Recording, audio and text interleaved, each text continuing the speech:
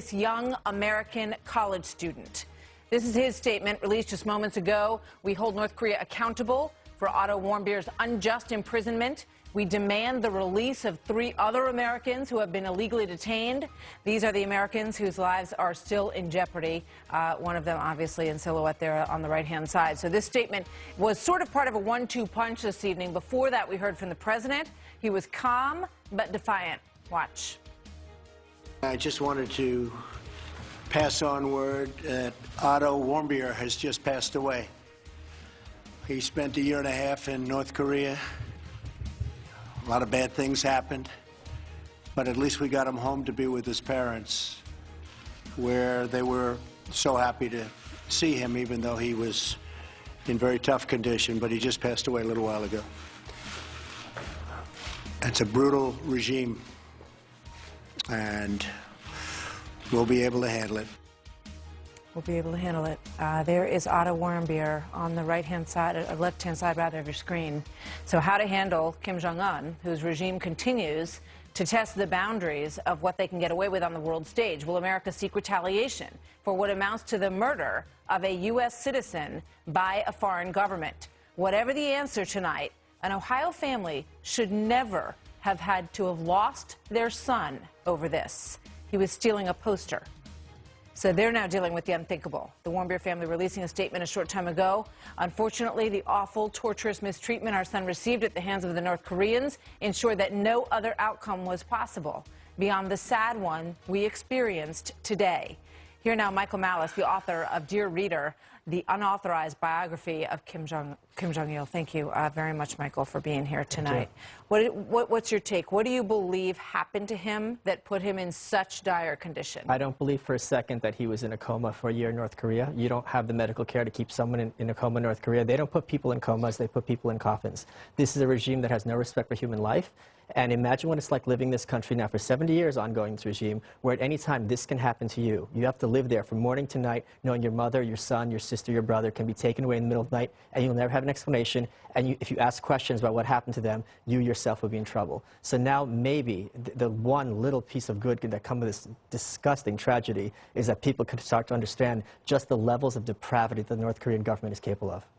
So you believe that he was probably beaten. The medical response was difficult to understand how he ended up in this condition, given the fact that he didn't show the signs of trauma. Do you have any idea, what kind of methods might have been used, how he went into cardiac arrest that put him into this coma? For all we know, this could have been self-harm. They could have driven him to that situation. There's many things we can speculate about, but the point of the matter is the blood of this kid is on their hands. Now imagine if you were someone from Iran and you were trespassing in the White House and you stole a poster there. Mm-hmm. Sure, the Secret Service would rough you up and kind of take you somewhere, but then you tell the Iranian government, look, this kid was trying to steal. The Iranian government would say, send him over here. Here's money to fix for the damages, and problem solved. This kid was never a prisoner. He was a hostage. He was a bargaining chip, and that's how they hold anyone who's in North Korea, because they're going to get something out of them. When they captured that Ling reporter, they had Bill Clinton get on a plane to Pyongyang, and he bowed down and kissed Kim Jong-il's ring, and then Kim Jong-il could say to North Korean people, look, I make American presidents bow down before me. So they're very logical in their depravity. All right, so tell us about the hotel, because he was traveling as a student. Right.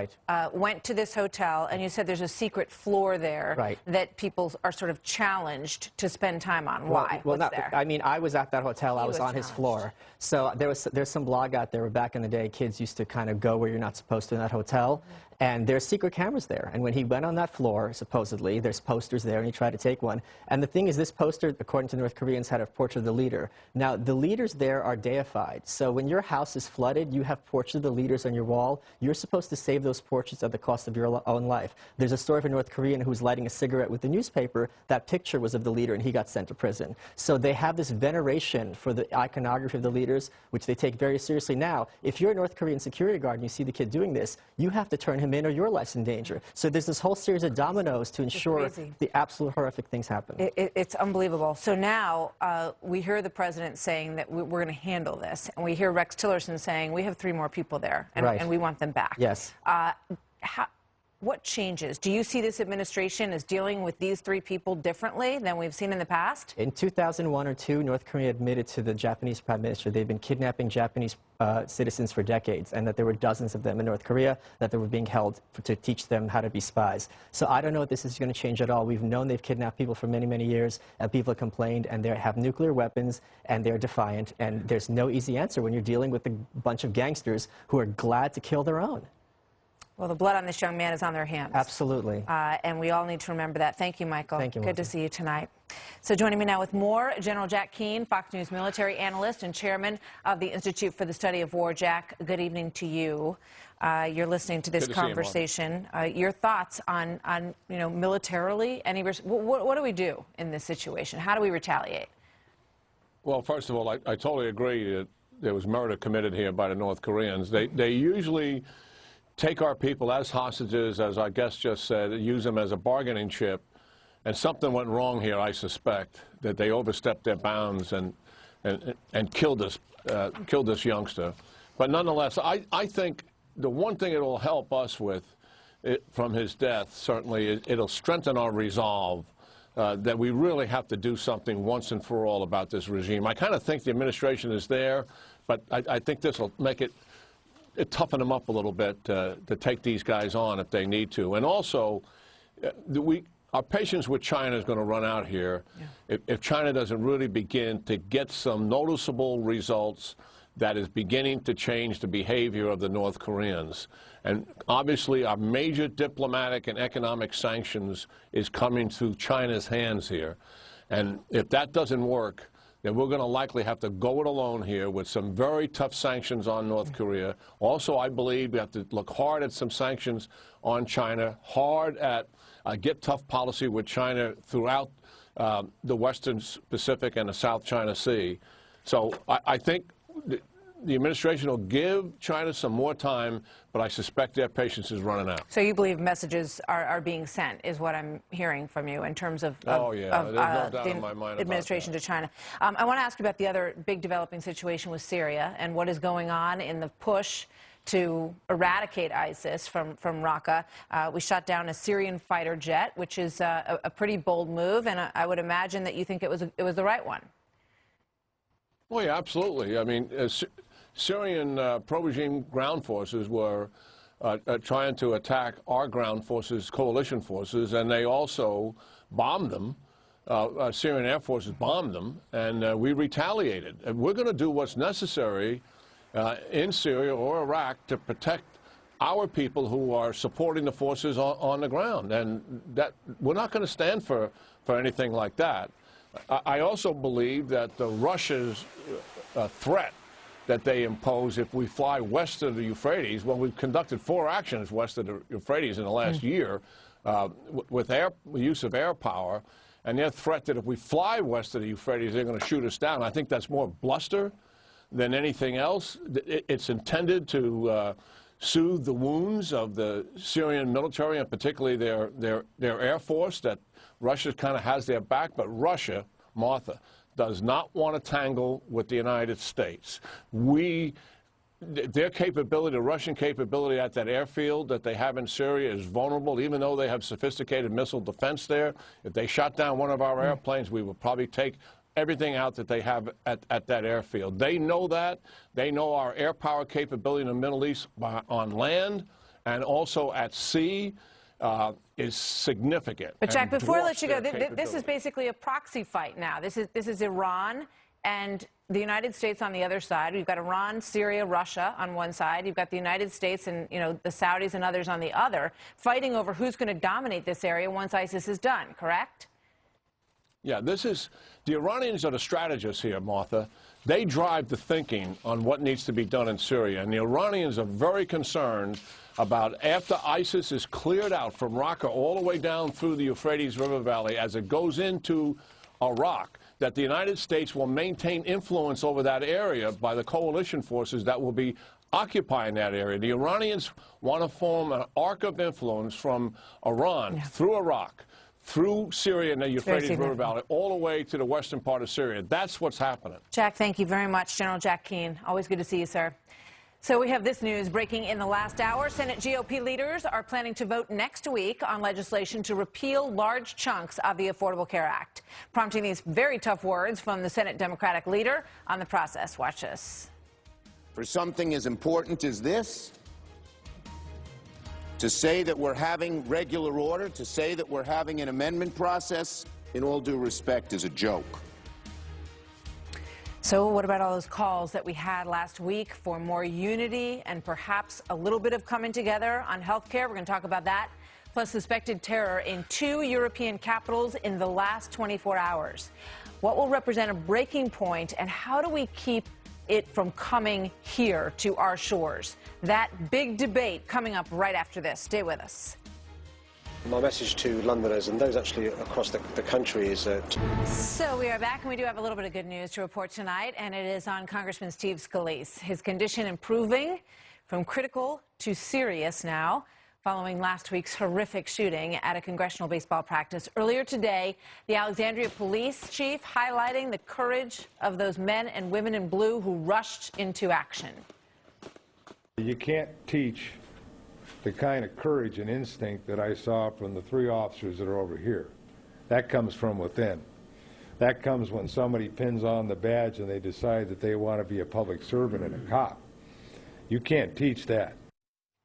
But despite the calls for unity in the hours following that attack, the reaction from some has been partisan, it has been personal, and in some cases it is downright ugly, with some now blaming the victim, if you can believe it. Fox's Howard Kurtz shows us what we're talking about. Watch this. Martha, while Steve Scalise remains hospitalized after his near-fatal shooting at a baseball practice, some liberals in the media are attacking him and his party. MSNBC host Joy Reid ripped the House Republican whip for not supporting gay marriage, backing the House repeal of Obamacare, and opposing a ban on semi-automatic weapons. Because he is in jeopardy and everyone is pulling for him, are we required in a moral sense to put that aside at the moment? Reid also injected race and sexual orientation into the discussion, saying on Twitter, Rep. Scalise was shot by a white man with a violent background and saved by a black lesbian police officer, and yet Star Trek actor George Takei, who is gay, took a similar tack on Twitter. The officer who saved bigoted, homophobic Rep. Steve Scalise during baseball practice was a black lesbian. Such criticism brought a sharp rebuke from Reid's MSNBC colleague, Joe Scarborough. Who would even think for 1 second that it is appropriate to attack a man who was fighting for his life after an assassination attempt? Jesse Benn, a writer for the liberal Huffington Post, seemed almost to condone the violence, tweeting, "What's more harmful, putting millions already on the margins more at risk via draconian policies, or shooting a racist lawmaker in the hip?" Others, including journalists, also engaged in finger-pointing. Scott Pelley, as he was stepping down as the CBS anchor, insinuated that the victim and his party might be to blame. It's time to ask whether the attack on the United States Congress yesterday was foreseeable, predictable, and to some degree self-inflicted. Self-inflicted?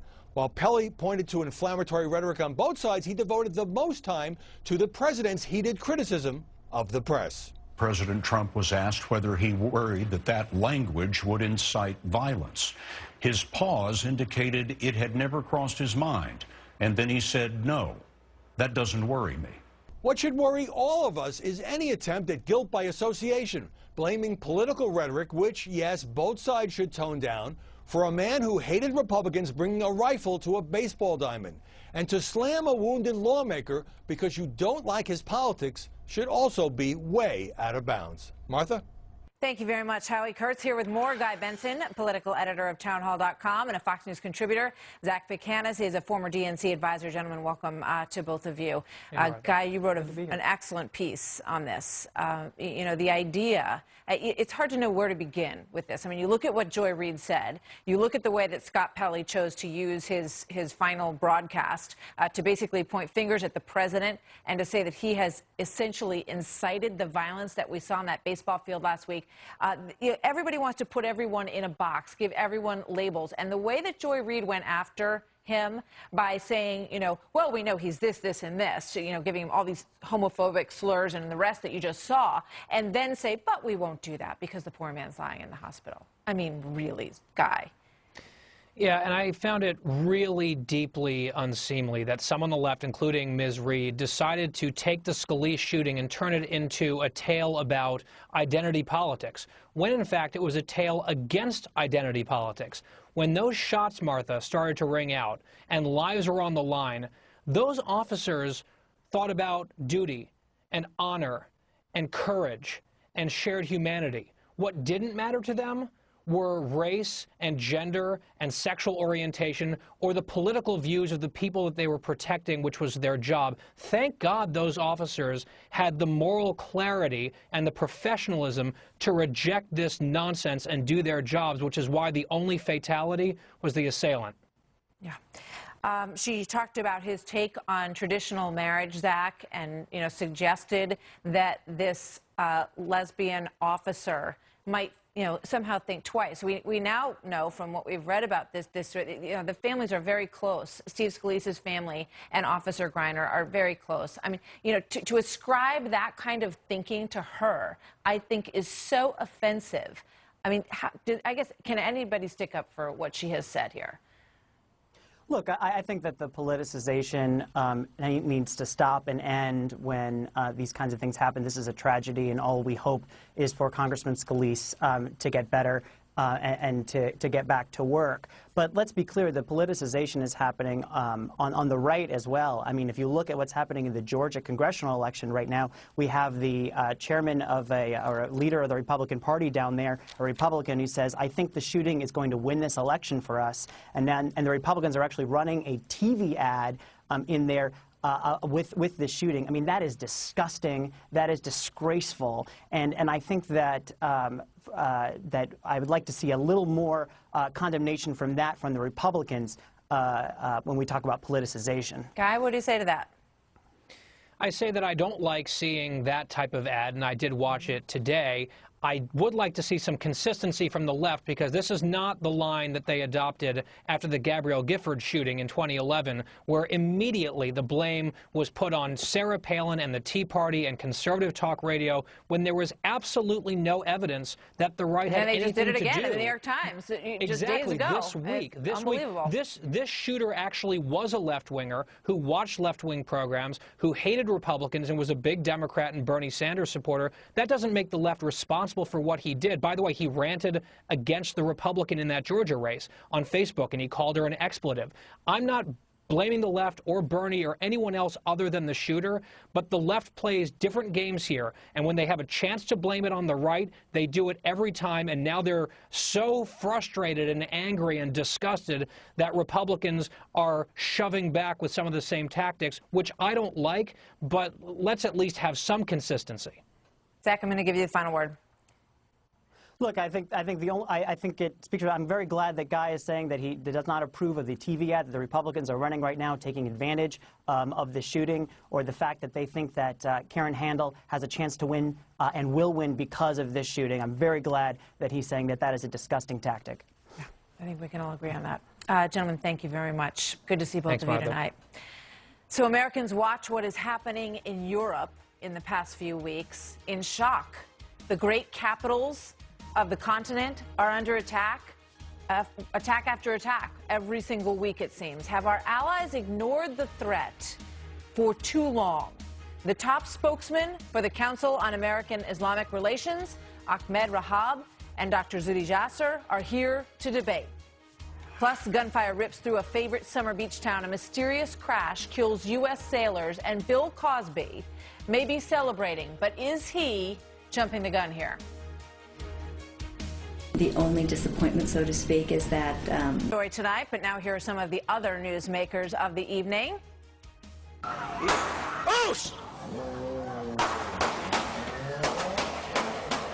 Unbelievable. Wild shooting that happened on the Strip in Myrtle Beach, South Carolina. A gunman unloading on a crowd. He wounded 6 people. Everyone is expected to survive. The shooter is now behind bars. And the U.S. Navy identifying 7 sailors killed in a bizarre and tragic incident that happened on Friday night. We first started to get word of it live here On Friday evening on the story, a massive container ship collided with a warship, the USS Fitzgerald, off the coast of Japan. Most of the crew was asleep when it happened. An investigation into this is underway. And the prosecution not giving up after a judge declared a mistrial in Bill Cosby's sexual assault case. The jury could not reach a unanimous verdict. The Pennsylvania District Attorney's Office saying that they are planning to retry the case. So more to come on that. And breaking tonight, terror investigations underway in the capitals of 2 U.S. allies. In France, a man rammed his car into a police vehicle on the famous Champs-Élysées in Paris. The attacker was killed. The police were not injured, but they feel they stopped him from doing something horrific. And in the United Kingdom, a suspect plowed his van into a crowd of people leaving late-night services at a London mosque. At least 10 people were injured. The driver was arrested, and the British Prime Minister Theresa May is calling this terrorism. Ahmed Rahab is the National Strategic Communications Director for the Council on American-Islamic Relations, and Dr. Zuhdi Jasser is founder and president of the American Islamic Forum for Democracy. Gentlemen, thank you very much for being here. Zuhdi, I want to start with you. You say that Europe is now into its second decade of ignoring its biggest problem. What do you mean? Well, they've had droves of immigrants that have not been really assimilated into understanding what it means to be European or British or American. And bottom line is that this lack of confrontation of Islamism, theocratic Islam, if you will, and allowing these ideologies to brew has now brought exactly what ISIS wants. The reason they commit acts of terror in London, in Paris, in San Bernardino, is they want to start a spark so that there's an equal and opposite reaction. So as a response, that opposite reaction of hyper-nationalism, bigotry, racial supremacism is exactly what ISIS wants. So as long as the West continues to deny, because of using Muslims as a minority, as a grievance group, as long as we deny that Islam is in that time in history in which it's confronting theocracy in Iran, in Saudi Arabia, and Syria, and we can do the work for reform here in the West that they just can't do in the Middle East. The West has been enabling us to prevent the reforms we need, and the reaction from the hyper-nationalists has been now feeding into the ISIS narrative. So the idea, this was a 47-year-old man from Wales who drove this van into this group of worshipers who were leaving that mosque. Ahmed, so what Zuhdi is saying is that this is all part of the plan to sort of incite this kind of chaos between people and to pit them against each other and create these situations, that's the goal of what ISIS wants. I agree with Zuhdi on that particular point, that ISIS does want ultimately to divide and to put a wedge between Muslims and non-Muslims. I don't know if that's what he's saying, but that's my belief. Yes, in the West in particular, in Europe, in the United States, but in the world at large. And I think, however, that where we part ways, myself and your guest, Zuhdi Jasser, is that I believe by linking ISIS to Islam proper, or to immigrants, or waves of immigrants and refugees, as he just did, plays right into that, and allows someone like this man who drove his van into these groups of essential immigrants, or native-born Muslims, or refugees, whatever, general group of Muslims they were, to make that link in his mind that he is acting against ISIS because somehow all Muslims are complicit for what ISIS does, or all Muslims bear some responsibility for ISIS, which is obviously a criminal outfit. This is where this conversation often goes, Zuhdi, that the problem is that this has been blamed on all Muslims, and that's what incited a man like this to do what he did. What do you say? Well, I say that, Martha, the hypocrisy is that many in the left and in the Islamists come together and want to blame rhetoric and want to blame political ideology on individuals like this nativist, this hyper-nationalist, racial supremacist. And yet when it comes to global theopolitical jihadism, they don't want to make any connection between nonviolent Islamic State ideology in Saudi Arabia, Iran, and many imams and clerics that are in London, that are in America, that want to say they condemn terror, but they're anti-Semitic and misogynist and have other ideas that are not compatible with the West. All right, Ahmed, go ahead.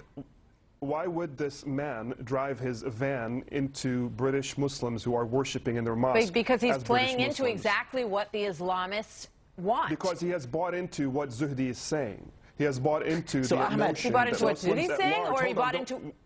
Go ahead. Well, what Zuhdi Ahmed is furthering is the notion that Muslims at large bear some responsibility. I never heard him say that once. For the criminal groups. Well, deny that, Zuhdi, would you? So Ahmed, listen. I will tell you that the nativist hyper-nationalist does feed some of this militant response, but you also have to acknowledge that there's. You have to acknowledge, and you can't take Americans for fools, that the global jihadist movement has nothing to do with all of these acts of terror. There's such a deep, rampant hypocrisy. Every time. What you're trying to do is to link ISIS, which is an extremist terroristic group, to Muslims at large, which is a global thing. But isn't that, hold on one second, before we run out of time. Ahmed, but I believe what he's saying is that is exactly what ISIS wants. ISIS wants it to be directed at all Muslims. But, you know, thinking people understand that that is not the case. This man acted in a very violent way, which is absolutely wrong. That's why it's being treated as a terrorist attack. But you can't allow them to be successful in doing that. Zuhdi? So the way you do that, there are a few examples. All right, Zuhdi, very quickly, and then Ahmed, very quickly, guys. I got to wrap it up. Go ahead.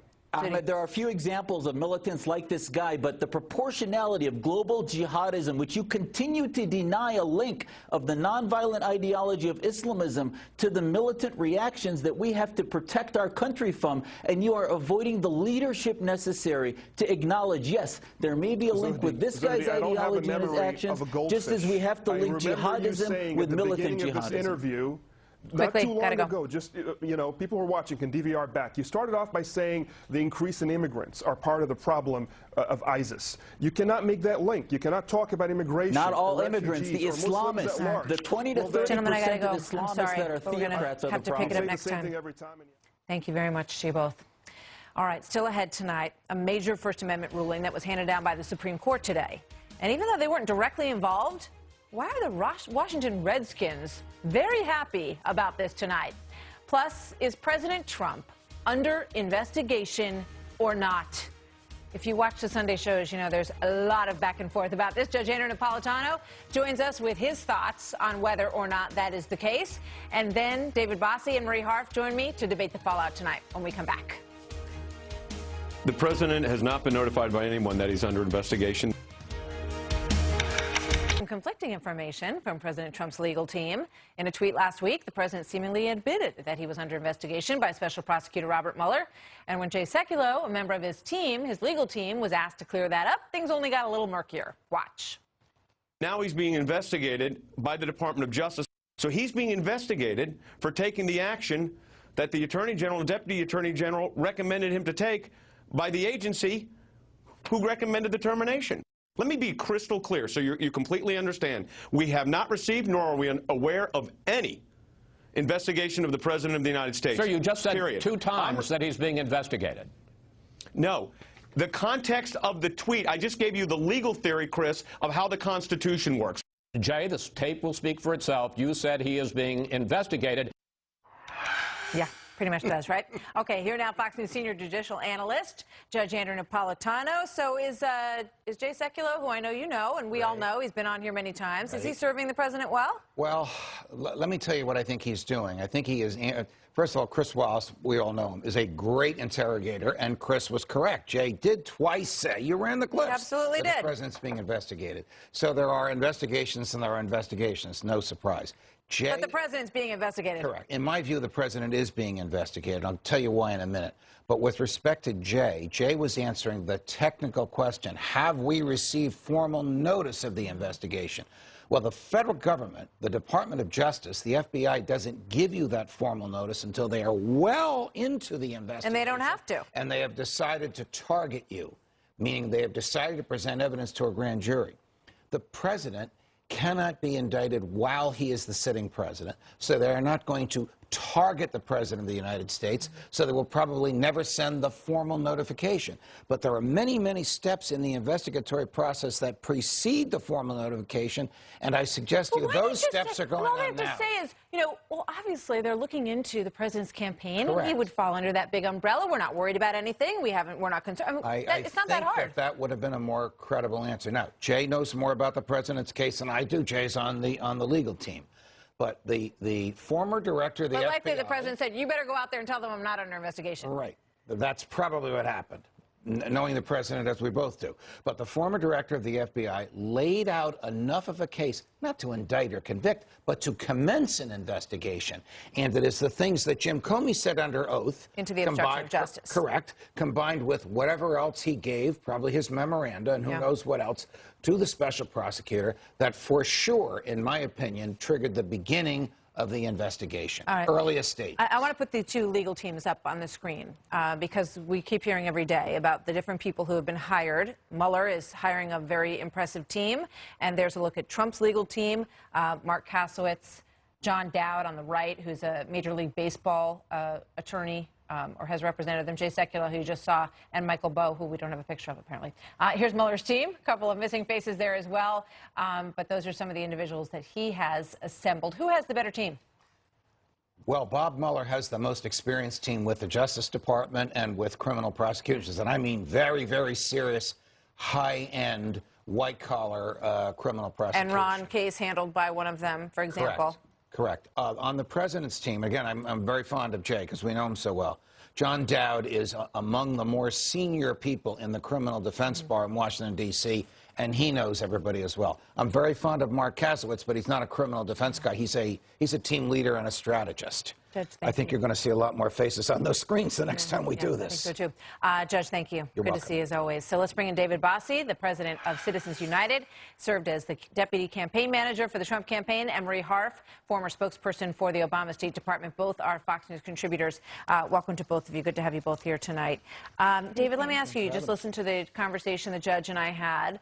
I know, obviously, the administration wants to get off of this topic. It's Technology Week. Last week was Infrastructure Week, but they're having a tough time changing the narrative here. Well, you know, I think that the president has an incredible agenda, and that's what he wants to stay focused on. He is the president of the United States, and he wants to talk about his tremendous agenda for the American people. The reason that he got elected was to create tax reform opportunities, to have an infrastructure bill to take care of our crumbling roads and bridges, and to fix, you know, the repeal and replace Obamacare, along with many other issues of the day that he is focused on. And this is a distraction. And this investigation has been going on for nearly a year now. August, it started last August. People need to understand that if there was a shred of evidence, if there was a shred of evidence between, which we've pointed out here many times, but colluded with. My question is about the agenda, which you're hitting on. I'm sorry to interrupt you. But sure. You know, you look at the tweets and you look at all of this, and these reports that are coming out in many different places that say that he's very fixated on this, that he's very upset about this investigation, and that he is dwelling on it and focusing on it. What do you say? But I would be too if I were him, because I'd be frustrated that the left-wing media is out to get him. They are out to nullify an election for the first time. The permanent obstruction campaign that is going on in America is something we've never seen before, never seen the likes of before, and the president is a victim of this. And so he is out there every day trying to do the job that he was elected to, and he is being berated by leaks, by this deep state, by the Department of Justice folks, these folks that are leaking every bit of information to try to make political points against the president when there's not a shred of evidence to show any wrongdoing whatsoever. And Marie, Washington loves this stuff. You know, they love hiring lawyers. They love digging into investigations. They're not particularly interested in the president's agenda. And he, you know, I mean, tonight I was watching, they had a lot of CEOs, a lot of technology folks, and they're all talking about business. They're all talking about military contracts. They're talking about, you know, all kinds of things that they want to get done. The president has a very solid team by, you know, most accounts on both sides. So do you think that the other side of the aisle will be able to see its way clear to get anything done here? You got health care they want to do before July 4th. Right, and there's only about a handful of days left before July 4th to do that. And the problem is, it's not the left-wing media that is making this investigation grow and get press coverage. A lot of the reason that's happening is things that President Trump himself is doing.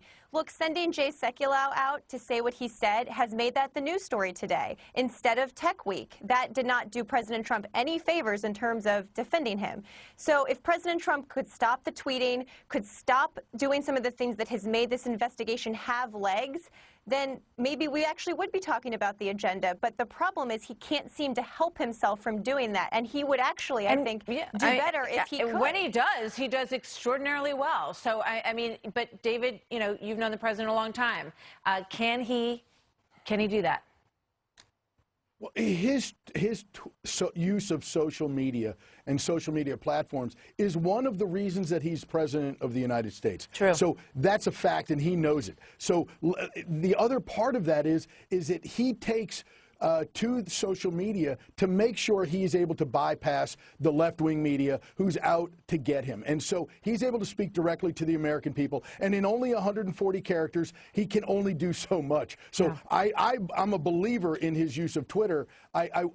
Certainly we can look at a tweet here or there and try to dissect it. And that's what he said once. He said, if I get one wrong and I get 10 right, I'm okay with that. But that Twitter use is also one of the reasons the agenda isn't getting pushed forward. The Twitter use is one of the reasons we're not getting the agenda pushed forward, just candidly. And governing's different than being a candidate. So. Marie Harf, thank you very much. David Bossie, always good to see you. Thank you, guys. So a major victory for free speech coming out of the highest court in the land. We're going to explain to you what happened. Very big story tonight on The Story.